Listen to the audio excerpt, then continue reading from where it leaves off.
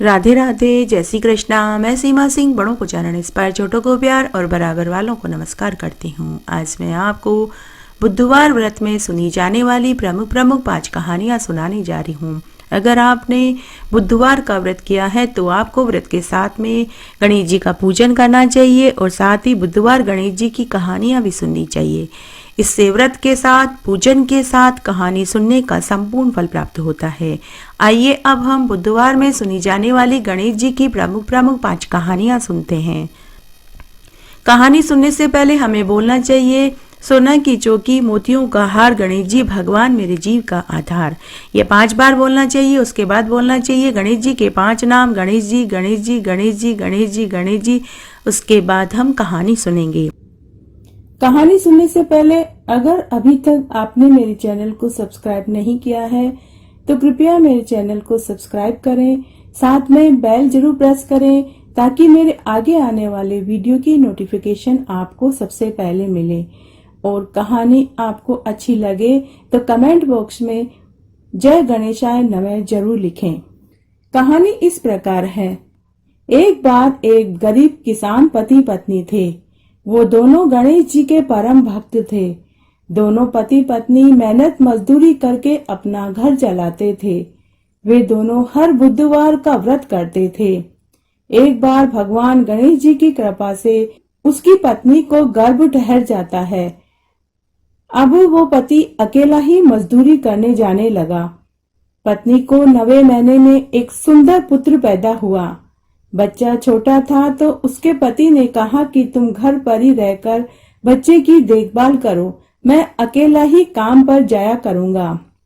लेकिन अकेले किसान इतना नहीं कमा पाता था कि तीनों भर पेट खाना खा सके। साथ ही दोनों किसान पति पत्नी बड़े ही दयालु थे। अगर खाना खाते समय कोई अजनबी उनके दरवाजे पर आता तो वो अपने हिस्से का खाना उसे दे देते और दोनों पति पत्नी पानी पीकर रह जाते। एक दिन की बात है, उस दिन बुधवार था। दोनों पति पत्नी का व्रत था। दोनों शाम के समय व्रत खोलने ही वाले थे कि उनकी झोपड़ी पर एक साधु महाराज आए। उन्होंने दरवाजा खोलकर देखा तो एक साधु महाराज खड़े थे। साधु महाराज बोले, वत्स, मैं बड़ी दूर से आया हूँ, बहुत भूख लगी है, कुछ खाने को मिलेगा? तब दोनों किसान पति पत्नी ने अपने हिस्से की खिचड़ी साधु को खिला दी। साधु बोला, बहुत ही स्वादिष्ट खिचड़ी थी, खाते ही मेरे अंदर शक्ति आ गई। वत्स, मैं तुम्हें कुछ देना चाहता हूँ। तुम जिस बर्तन में खिचड़ी बनाते हो उसे तुम मेरे पास लाओ। तब किसान की पत्नी खिचड़ी की कढ़ाई लाती है और साधु के हाथ में दे देती है। साधु ने कढ़ाई को हाथ में लिया और आंखें बंद करके बोला कि इस कढ़ाई में जो खाना राजा की रसोई में बने वो आ जाए। यह बात कहकर साधु महाराज ने वो कढ़ाई वापस किसान की पत्नी को लौटा दी। साधु ने कहा, वत्स, आज के बाद तुम्हें कभी खाने की कमी नहीं आएगी। जब भी तुम इस कढ़ाई को चूल्हे पर चढ़ाओगे तो इसमें राजा की रसोई का खाना अपने आप आ जाएगा। किसान पति पत्नी को बड़ा आश्चर्य हुआ। उन्होंने सोचा ऐसा थोड़ी होता होगा, परंतु वो इसे साधु महाराज का आशीर्वाद समझकर चुप हो जाते हैं।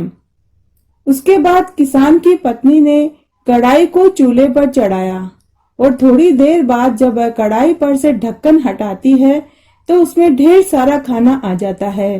खीर, पूरी, हलवा, कचौरी, इमरती, जलेबी। अब तो किसान पति पत्नी रोज अलग अलग व्यंजन खाने लगे। एक दिन की बात है कि उनके दरवाजे पर वापस से कोई खाना मांगने आया। तब किसान पति पत्नी ने उन्हें भी नए नए व्यंजन खिलाए।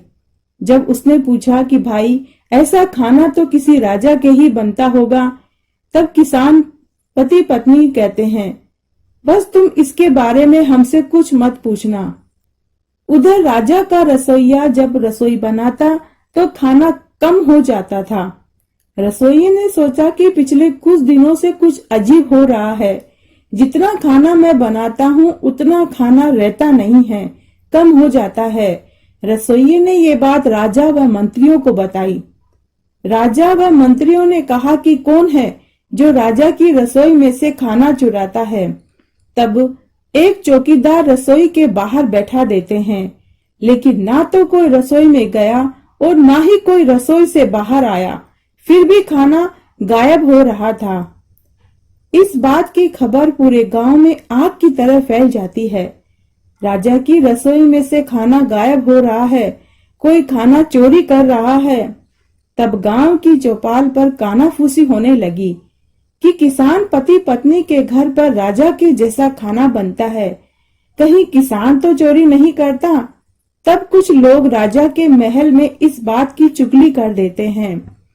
उस दिन राजा को बड़ा गुस्सा आया। राजा किसान को गिरफ्तार करके लाने का आदेश देते हैं, लेकिन राजा का एक मंत्री बड़ा ही समझदार था। उसने कहा, राजा जी, कानों सुनी बात पर कभी विश्वास नहीं करना चाहिए।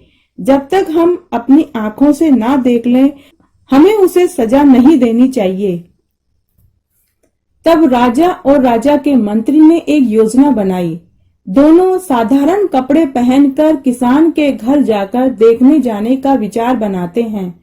जब राजा किसान के यहाँ जाने लगे तो उन्होंने पहले रसोइये से पूछा कि आज खाने में क्या क्या बनाया है। पूरी जानकारी लेकर राजा व राजा के मंत्री साधारण कपड़े पहनकर किसान के घर पहुंचे। उन्होंने कहा, भाई, हमें भूख लगी है, हम बड़ी दूर से आए हैं, क्या हमें खाना मिलेगा? तब किसान पति पत्नी उन्हें नहीं पहचान पाए कि वो राजा और राजा का मंत्री है। किसान उसे साधारण व्यक्ति समझते हैं। किसान पति पत्नी ने उन्हें आदर से बैठाया और खाना परोसा। यह खाना तो वही था जो महल में रसोइये ने बनाया था। राजा को बड़ा आश्चर्य हुआ। राजा ने कहा कि ये खाना कहाँ से आया, लेकिन किसान कहते हैं, आप ये हमसे मत पूछिए, हम बता नहीं पाएंगे। लेकिन राजा व राजा के मंत्री कहते हैं, भाई, जब तक तुम हमें यह नहीं बताओगे तो हम खाना नहीं खाएंगे, हम भूखे ही चले जाएंगे। तब किसान बड़ा दयालु था, वो पूरी बात बता देता है। राजा को बड़ा गुस्सा आया। वह किसान की कढ़ाई को पत्थर से मार मार कर तोड़ देता है और बिना कुछ बताए वापस महल में आ जाते हैं। किसान की पत्नी बहुत रोती है। तब किसान उसे तसल्ली देता है कि भगवान, कोई बात नहीं, हमें राजसी भोजन नहीं मिलेगा, लेकिन हमारी खिचड़ी तो जिंदाबाद है, हम हमारी खिचड़ी ही खाएंगे, तुम चिंता मत करो। उधर राजा जब महल में पहुंचा तो उसे एक अजीब बात पता चली। जब भी रसोइया कोई बर्तन चूल्हे पर चढ़ाता, बर्तन टूट जाता। रसोइया ने ऐसा कई बार किया, लेकिन हर बार बर्तन टूट जाता। रसोइया खाना बना ही नहीं पाया। उस रात्रि को गणेश भगवान ने राजा को स्वप्न में कहा, अरे राजा, तुमने किसान की कढ़ाई तोड़कर अच्छा नहीं किया। वो कढ़ाई व उसमें बनने वाले खाने का वरदान मैंने ही किसान को दिया था। अब जब तक तू उसे 100 सोने की अशर्फी और जमीन जायदाद नहीं देगा, तब तक तेरे चूल्हे पर चढ़ने वाले हर बर्तन टूटते रहेंगे। और अगर तूने ऐसा नहीं किया तो मैं तेरा राज्य और तेरा वैभव सब नष्ट कर दूंगा। तभी राजा की आंखें खुल गई। उस समय सुबह के 4 बज रहे थे। राजा सो नहीं पाया, सुबह होने का इंतजार करने लगा। सुबह होते ही राजा ने अपने मंत्रियों को स्वप्न वाली बात बताई। तब राजा व मंत्री ढेर सारा सोना व धन दौलत व कई बीघा जमीन के कागजात लेकर शाही सवारी में बैठकर किसान के घर पहुंचे और किसान को ढेर सारा धन दिया, जमीन दी और खुद की गलती की माफी मांगी। तो हे गणेश भगवान, जैसे आप किसान पति पत्नी के ऊपर खुश हुए, वैसे सबके ऊपर होना, कहने वाले को, सुनने वाले को और हुकारा भरने वाले को। एक बार एक गांव में एक बुढ़िया माई अपने बेटा बहू के साथ रहती थी।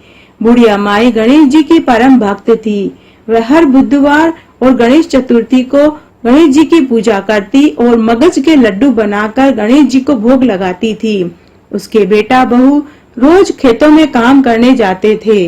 उनके जाने के बाद बुढ़िया माई पीछे से लड्डू बनाती थी। तब एक दिन उसकी पड़ोसन बुढ़िया के घर आई और चीनी उधार मांगने लगी। उसने देखा कि बुढ़िया मगज के लड्डू बना रही है। तब उस पड़ोसन ने इसकी शिकायत बुढ़िया की बहू से कर दी। अरे बहन, तुम दोनों पति पत्नी तो रोज खेतों में काम करने चले जाते हो और तुम्हारी सास पीछे से घी के मगज के लड्डू बनाकर खाती है। बहू ने यह बात अपने पति से कही। पति बोला, नहीं, मेरी माँ ऐसा नहीं कर सकती। तब बहू बोली कि तुम कल घर में छुपकर बैठकर देख लेना। तब रोज की तरह बेटा बहू खेत पर जाने का नाटक करते हैं और बेटा घर में ही कोठी के पीछे छिपकर बैठ जाता है। तब उनके जाने के बाद माँ ने चूल्हे पर कढ़ाई चढ़ाई और उसमें घी डाला और लड्डू बनाए और गणेश जी को आवाज लगाई, हे गजानन भगवान, आ जाइए, भोग लगाइए, आकर खा लो, मैंने आपके लिए लड्डू बनाए हैं। तब उसने 2 लड्डू गणेश भगवान के नाम से थाली में रखे, 2 लड्डू कोठी के नीचे सरका दिए, 1 लड्डू का आधा आधा कर गाय और कुत्ते को खिलाया और 1 लड्डू उसने प्रसाद के रूप में खुद खाया। तभी उसका लड़का कोठी के पीछे से निकल कर आया और बोला, माँ, तू रोज हमारे खेत पर जाने के बाद लड्डू बनाकर खाती है, मेरे हिस्से का लड्डू कहाँ है? तब उसकी माँ बोली, कोठी के नीचे मैंने जो 2 लड्डू सरकाए हैं वो तेरे ही तो हैं, जा निकाल कर खा ले। जब उसका लड़का कोठी के नीचे से लड्डू निकालता है तो उसने देखा कि वो लड्डू सोने के हो गए। उसका लड़का बोला, माँ, तू तो रोज लड्डू बनाकर खाया कर। तब माँ बोली, नहीं बेटा, ये आखिरी लड्डू हैं। तेरी बहू पड़ोसन की सिखाई सीख में आई, तू अपनी पत्नी की सिखाई सीख में आया, तेरी किस्मत में ये 2 सोने के लड्डू ही हैं। अगर तू किसी की सिखाई सीख में नहीं आता तो आज तू बहुत अमीर आदमी बन जाता, लेकिन तेरी किस्मत में बस ये 2 सोने के लड्डू ही हैं। तब वह लड़का अपनी पत्नी से बोला कि मैंने कहा था ना, मेरी माँ ऐसी नहीं है। देख, मेरी माँ तो मेरे लिए धन जमा कर रही थी, लेकिन तेरी वजह से सब खत्म हो गया।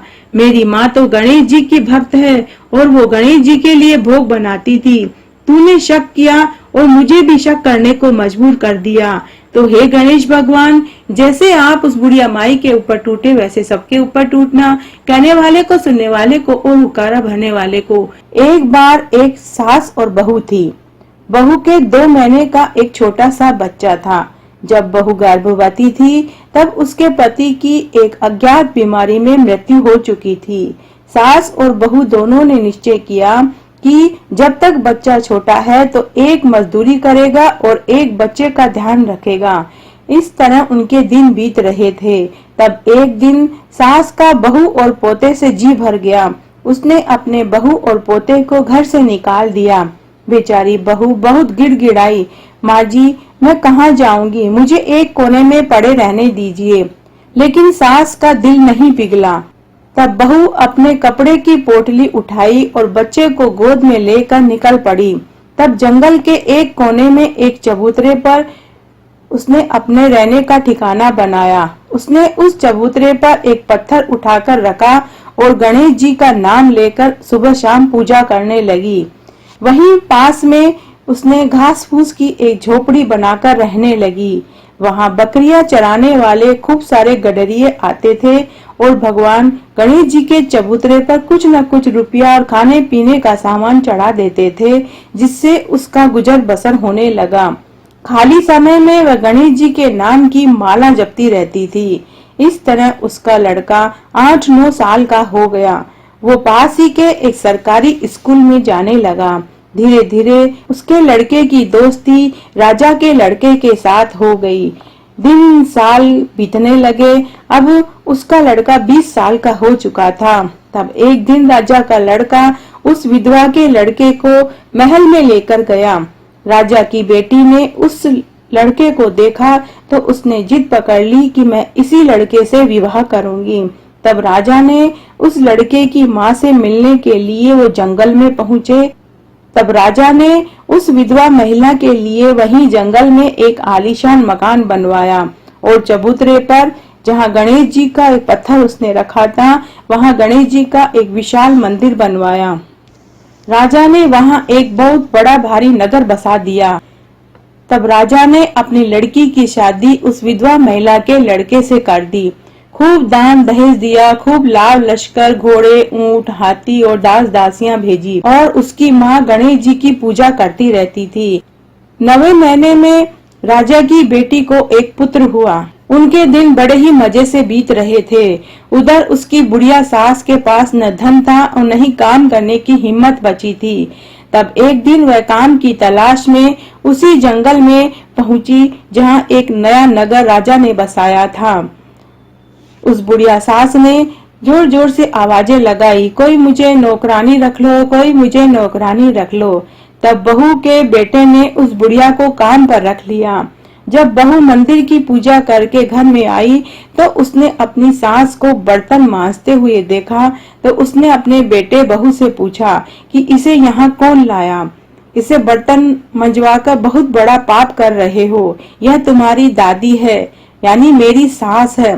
तब बहू ने सास से कहा, माताजी, आपने तो हमें घर से निकाल दिया, लेकिन भगवान गणेश ने हमें पाला पोसा है। अब आप उठिए, बर्तन मांजकर आप मुझे पापिन और मत बनाइए। आप यहाँ आराम से रहो। ये आपका पोता और ये पोते की बहू और ये आपका पड़पोता है। आप यहाँ आराम से रहो और मेरे साथ गणेश जी के नाम की माला जपते रहो।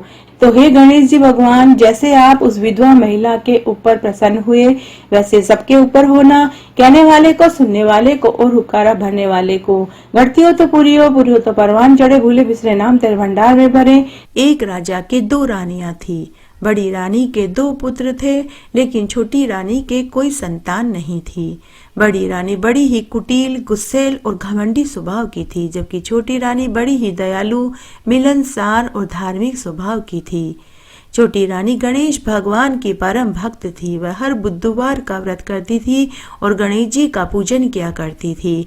हमेशा गजानन जी, गजानन जी, गजानन जी करती रहती थी। राजा दोनों रानियों को बराबर का समय देते थे। एक दिन बड़ी रानी के पास जाते थे तो एक दिन छोटी रानी के पास जाते थे। लेकिन जब भी राजा छोटी रानी के पास जाने लगते तो बड़ी रानी किसी न किसी बहाने से राजा को खुद के पास रोक लेती थी। तब एक बार की बात है, राजा हमेशा की तरह शहर किसी काम से जा रहे थे तो उन्होंने बड़ी रानी से पूछा कि शहर से कुछ मंगवाना हो तो बता देना। तब बड़ी रानी ने बहुत बड़ी सामान की लिस्ट बना करके राजा को पकड़ा दी। उसके बाद राजा ने छोटी रानी से पूछा, लेकिन छोटी रानी हमेशा की तरह मना कर देती है और बोलती है कि हे महाराज, मेरे पास आपका दिया हुआ सब कुछ है, मुझे कुछ नहीं चाहिए। और फिर गजानन जी करने लगती। तब एक मंत्री ने राजा से कहा कि हे महाराज, आपकी छोटी रानी कभी अपने लिए कुछ नहीं मंगवाती है। अगर आप कहें तो हम उनके लिए इस बार शहर से पीतल के गणेश जी की मूर्ति लाकर के दे देवें। तब राजा ने कहा कि मंत्री जी, आप बिल्कुल सही बोल रहे हैं, मुझे याद नहीं रहता, लेकिन आप याद रखना। उसके बाद राजा शहर में गए। शहर में जाने के बाद राजा ने अपना काम निपटाया और बड़ी रानी ने जो सामान की लिस्ट दी थी वह सामान उन्होंने मंत्री से मंगवा लिया। लेकिन छोटी रानी के लिए गणेश जी की मूर्ति लेना राजा भी भूल गए और मंत्री भी भूल गए और वे अपने राज्य की ओर लौटने लगे। अभी वे आधे रास्ते में ही लौटे थे कि मंत्री को गणेश जी की मूर्ति लेने वाली बात याद आई। मंत्री ने राजा से कहा कि हे महाराज, मुझे माफ करना, लेकिन हम तो छोटी रानी के लिए गणेश जी की मूर्ति लेना ही भूल गए हैं। तभी अचानक सड़क के दूसरी तरफ उन्हें एक मूर्ति बेचने वाला दिखाई दिया। उसके पास सभी देवी देवताओं की, भगवान की मूर्तियां थी। राजा और मंत्री की नजर उस मूर्ति बेचने वाले के ऊपर पड़ी। राजा ने मंत्री को भेजकर एक अच्छी सी पीतल की गणेश जी की मूर्ति मंगवा ली। उसके बाद राजा और मंत्री महल में आए। राजा ने बड़ी रानी को उसके द्वारा मंगवाया हुआ सारा सामान पकड़ा दिया। उसके बाद राजा छोटी रानी के कक्ष में गए और गणेश जी की पीतल की मूर्ति पकड़ाई। छोटी रानी गणेश जी की प्रतिमा देखकर बहुत खुश हुई। उसने गणेश जी की प्रतिमा को अपने कमरे में अलमारी में रख दिया। अब वह रोज पूजा पाठ करने लगी। इस तरह 3 महीने बीत गए। 3 महीने बीतते ही महल में एक के बाद एक करके अनेक शुभ समाचार आने लगे। राजा का पड़ोसी राज्य से कई वर्षों से युद्ध चल रहा था। वहां से खबर आई कि पड़ोसी राज्य हार गया है। दूसरी खुशखबरी यह आई कि राजा के राज्य में कई वर्षों से सूखा पड़ा हुआ था। तभी अचानक से नदी, तालाब, कुएं, जलाशय सभी जल से लबालब भर गए। सभी बाग बगीचे फल फूलों से लथपथ हो गए। फसल भी बहुत अच्छी हुई। उसके बाद राजा को तीसरा शुभ समाचार मिला। छोटी रानी ने एक दिन राजा से कहा कि महाराज, आप पिता बनने वाले हैं। जो गर्भ ठहर गया है। अब तो जैसे राजा को पूरा विश्वास हो गया कि यह सब कुछ तो गणेश भगवान की मूर्ति महल में आने के बाद ही हुआ है। तब एक दिन मंत्री ने राजा से कहा कि महाराज, आपका सोचना बिल्कुल सही है। जब से भगवान गणेश जी हमारे महल में आए हैं तभी से यह चमत्कार हुआ है। अब राजा ने बड़ी रानी पर ध्यान देना कम कर दिया। अब राजा पूरे समय छोटी रानी के पास ही रहने लगे। बड़ी रानी को तो जैसे काटो तो खून नहीं जैसी हालत हो गई। तब एक दिन उसने अपनी दासियों से कहा कि तुम छोटी रानी के महल में जाओ और गणेश जी की प्रतिमा को महल के कुएं में डाल दो। न रहेगा बांस न बजेगी बांसुरी। तब 4 दासियां छोटी रानी के महल में गई। 2 दासियां छोटी रानी से बातें करने लगी और 2 दासियां गणेश जी की मूर्ति कक्ष में खोजने लगी। तभी उन्हें मूर्ति दिखाएगी। तब एक दासी ने मूर्ति ओढ़नी में छुपाई और ले जाकर महल के कुएं में गिरा दिया। उसी रात उस कुएं में एक सोने के फूल वाला पेड़ उग आया। सुबह सभी ने उस सोने के फूल को पेड़ पर देखा तो हर कोई उस फूल को लेना चाहता था, लेकिन जो भी उस फूल को लेने के लिए हाथ बढ़ाता तो फूल और ऊपर हो जाता। यह देखकर सभी दरबारी, मंत्री, बड़ी रानी, दासियां, राजा सभी उस फूल को लेने के लिए वहां पहुंचे, लेकिन वह फूल किसी के भी हाथ में नहीं आया। तभी एक मंत्री का ध्यान गया। उस मंत्री ने राजा से कहा कि महाराज, यहाँ किसी के भी हाथ में यह फूल नहीं आ रहा है। आप छोटी रानी को बुलवाइए, शायद यह फूल उनके हाथ में आ जाए। तब राजा ने एक दासी को भेजकर छोटी रानी को बुलवाया। छोटी रानी वहां आई। उसने आते ही कुएं के पास अपनी झोली फैला दी तो अद्भुत आश्चर्यजनक चमत्कार हुआ। वह सोने का फूल खुद टूटकर रानी की झोली में गिर गया और सोने के गणेश जी की प्रतिमा में बदल गया। यह प्रतिमा हूबहू वैसे ही लग रही थी जैसी राजा शहर से लेकर के आए थे। राजा को और मंत्री को महान आश्चर्य हुआ। राजा ने छोटी रानी से पूछा कि हे रानी, यह कैसे हुआ? यह मूर्ति तो पहले पीतल की थी, अब यह सोने की मूर्ति में कैसे बदल गई और ये कुएं में कैसे आई? लेकिन छोटी रानी को कोई जवाब देते नहीं बना। तभी बड़ी रानी और बड़ी रानी की दासियां वहां खड़ी डर के मारे थर थर कांप रही थी। तभी वहां आकाशवाणी हुई। भगवान गणेश जी बोले कि हे राजा, यह बात तुम अपनी बड़ी रानी और उसकी दासियों से पूछो। राजा ने बड़ी रानी और उसकी दासियों से पूछा, लेकिन वे कुछ नहीं बोली, केवल आंखें नीची करके हाथ जोड़कर खड़ी रही। तभी फिर से आकाशवाणी हुई। गणेश भगवान बोले कि आप सब इस कुएं के जल में झांक कर के देखो, सब पता चल जाएगा। तब राजा, मंत्री, दरबारी सभी कुएं के पानी में झांक कर देखने लगे तो वह पूरा घटनाक्रम जो बड़ी रानी ने दासियों से कहा। फिर दासियां छोटी रानी के महल में गई, मूर्ति चोरी करी और मूर्ति को लाकर कुएं में डाला। वह दृश्य कुएं के पानी में साफ साफ दिखाई देने लगा। राजा ने उसी समय बड़ी रानी और चारों दासियों को हमेशा हमेशा के लिए पुराने महल में भेज दिया और छोटी रानी को गले से लगा लिया। उसके बाद राजा ने राज्य में बहुत सुंदर गणेश जी का विशाल मंदिर बनवाया। साथ ही महल में भी गणेश जी का मंदिर बनवाया और उस मंदिर में वही सोने की मूर्ति स्थापित कर दी और पूरे राज्य में यह ढिंडोरा पिटवा दिया कि सभी को भगवान गणेश जी की पूजा करनी चाहिए, बुधवार का व्रत करना चाहिए। उसके बाद राजा छोटी रानी के साथ हर बुधवार का व्रत करने लगा और रोज गणेश जी की पूजा करने लगा। उसके बाद 9वें महीने में छोटी रानी को एक सुंदर पुत्र पैदा हुआ। सभी इस जीवन का सुख भोग कर बैकुंठ को प्राप्त हुए। घटती हो तो पूरी हो, पूरी हो तो परवान चढ़े, भूले बिसरे नाम तेरे भंडार में भरे। एक बार एक गांव में एक बुढ़िया माई अपने बेटा बहू के साथ रहती थी। बुढ़िया के बेटे की शादी को 10 महीने ही हुए थे। बुढ़िया माई बड़ी ही चालाक थी। वह अपनी बहू को सुबह की रोटी शाम और शाम की रोटी सुबह खाने को देती थी। बहू ने पीहर में भी कभी ठंडी रोटी नहीं खाई थी तो उसे ठंडी रोटी अच्छी नहीं लगती थी। वो एक रोटी ही खाकर रह जाती थी। बहू रोज कुएं पर पानी भरने जाती। तब वहां सभी औरतें बैठकर बातें करती थी। उस दिन गणेश चतुर्थी थी। सभी आपस में बातें कर रही थी। कोई कह रही थी कि आज मैंने गणेश चतुर्थी पर खीर पूड़ी बनाई, तो कोई कह रहा था कि मैंने तो पुए पकौड़ी और मालपुए बनाए, तो कोई कह रहा था कि मैंने तो स्वादिष्ट घेवर खाए हैं। बुढ़िया की बहू चुपचाप सबकी बातें सुन रही थी। तब सभी ने उससे पूछा कि अरे बहन, तुम चुप क्यों बैठी हो? तुम भी तो बताओ, तुम्हारे घर में आज क्या बना है? तो बहू बोली कि मेरी सास मुझे रोज सुबह की रोटी शाम और शाम की रोटी सुबह खाने को देती है। शादी के बाद मैंने गरम भोजन चखा ही नहीं, तो मैं क्या जानूं गरम रोटी का स्वाद क्या होता है। तब एक पड़ोसन को उसके ऊपर दया आ गई। वो बोली कि बहन, कल मैं तेरे घर आऊंगी और तुझे खाने का निमंत्रण दूंगी। कल तू मेरे घर गरम रोटी खाने आ जाना।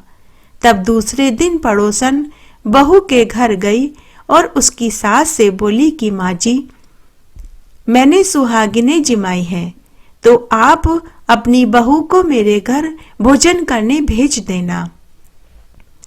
तो बुढ़िया माई बोली कि ठीक है, भेज दूंगी। जैसे ही बहू तैयार होकर पड़ोसन के घर भोजन खाने जाने लगी, तो उसकी सास ने कहा कि बहू कहाँ जा रही है? जा कमरे के भीतर जा। ऐसा कहकर बुढ़िया माई ने बहू को कमरे में बंद कर दिया और खुद पड़ोसन के यहाँ भोजन खाने चली गई। पड़ोसन ने बुढ़िया माई को देखा तो कहा कि माँ जी, आपकी बहू कहाँ है? तो बुढ़िया ने कहा कि मेरी बहू के पेट में दर्द हो रहा था, इसलिए मैं ही भोजन करने आ गई। पड़ोसन बेचारी कुछ नहीं बोली। उधर बहू का रो रो कर बुरा हाल हो रहा था। वह खुद की किस्मत को कोस रही थी और रो रही थी कि तभी उसका पति आ गया। उसने अपनी पत्नी को कमरे में बंद देखा तो पूरी बात पूछी। तो पत्नी ने अपने पति को पूरी सच्चाई बताई कि तुम्हारी माँ मुझे गरम भोजन खाने को ही नहीं देती। जब आज पड़ोसन ने मुझे खाने के लिए बुलाया तो मेरी जगह तुम्हारी माँ चली गई। उसका पति अपनी माँ को अच्छे से जानता था। वो भी अपनी माँ से डरता था, लेकिन फिर भी उसने कुछ नहीं कहा। तब पति ने अपनी पत्नी से कहा कि कल सुबह मैं तुम्हें गरम भोजन खिलाऊंगा। तब दूसरे दिन जब उसकी माँ मंदिर चली गई तो पीछे से बेटे ने 4 रोटियां बनाई और उन 4 रोटियों का चूरमा बना करके उसमें खूब सारा घी, बूरा और खोपरा डाला और उसके 4 लड्डू बना करके अपनी पत्नी को खाने के लिए दिया। जैसे ही बुढ़िया की बहू लड्डू खाने बैठी कि दरवाजे पर सासू माँ आ गई। बहू ने 4 लड्डू खाली मटकी में डाले और पानी भरने का बहाना बना करके पनघट पर पहुंच गई। लेकिन पनघट पर उस समय बहुत भीड़ थी। बहू ने सोचा कि अगर मैं यहाँ लड्डू खाऊंगी तो ये सब मेरी सास को कह देगी। तो बहू पास ही गणेश जी के मंदिर में चली गई। वह मंदिर में बैठकर जैसे ही लड्डू खाने लगी तो गणेश भगवान की मूर्ति में से भगवान ने हाथ फैला दिया।